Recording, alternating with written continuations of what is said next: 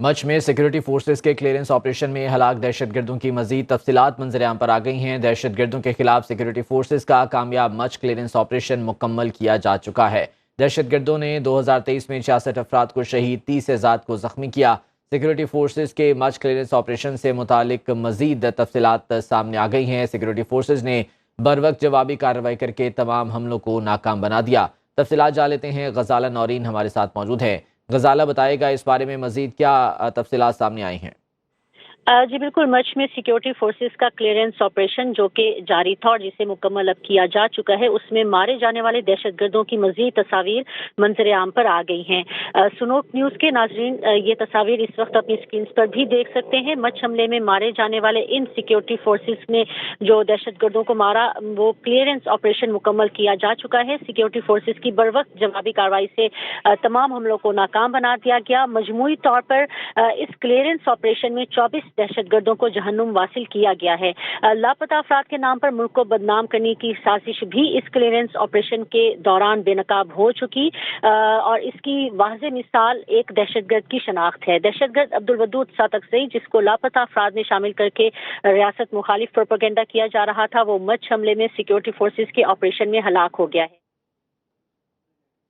ٹھیک ہے، بہت شکریہ غزالہ نورین اس بارے میں تفصیلات سے آگاہ کر رہی تھی۔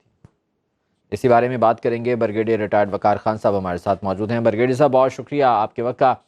مچھ کلیئرنس آپریشن کے حوالے سے مزید حقائق جو ہے وہ سامنے آ رہے ہیں اور دہشت گردوں کی بھی شناخت ہو رہی ہے۔ جن لاپتہ افراد کے بارے میں کہا جا رہا تھا وہ مبینہ طور پر اب یہ دہشت گردوں میں شامل دیکھے گئے ہیں، کیا کہیں گے؟ جی، اس میں آئی تھنک کل بھی ہم نے ڈسکس کیا تھا، جو 3 بڑی ڈیولپمنٹس ہیں یا 3 بڑے کنکلوژن ہیں اس کے۔ نمبر 1 تو جو لا انفورسمنٹ ہے، فرنٹیئر کور ہے، آرمی ہے، انہوں نے بڑا اچھا فائٹ کیا اور اس کو ناکام بنایا۔ اور اس میں آئی تھنک انفارچونیٹلی ایک خبر اڑائی جس کو بیسیکلی بی ایل اے نے پہلے کیا، پھر انڈیا میں، اور اس طریقے سے ہماری پولیٹیکل پارٹی نے کہ IGFC کو شہید کر دیا گیا تھا اس آپریشن میں۔ یہ مطلب ایک فیک خبر تھی، حالانکہ انہوں نے پھر جنازہ پڑھا ہمارے شہیدوں کا۔ تو ایک تو یہ ہے کہ سوشل میڈیا پہ لوگوں کو جانچنا چاہیے کس طریقے سے کیوس کریٹ کر رہے ہیں۔ نمبر 2 بہت بڑی شکست ہے را کی اور بی ایل اے کی، اور بی ایل اے کی یہ باقیات ہی ہیں جو میں کہہ دوں کہ یہ بیسیکلی بھی لاسٹ ڈچ ایفرٹ ہے ان کی، اور انشاءاللہ ان کو کرش کیا جائے گا۔